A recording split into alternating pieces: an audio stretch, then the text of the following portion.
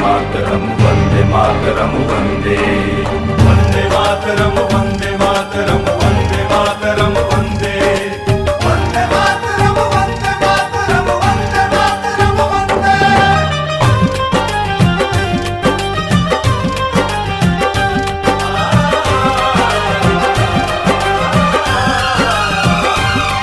मेरा रंग दे बसंती चोला था भगत सिंह ने बोला, जब भड़का क्रांति का सोला आसन दुश्मन का डोला।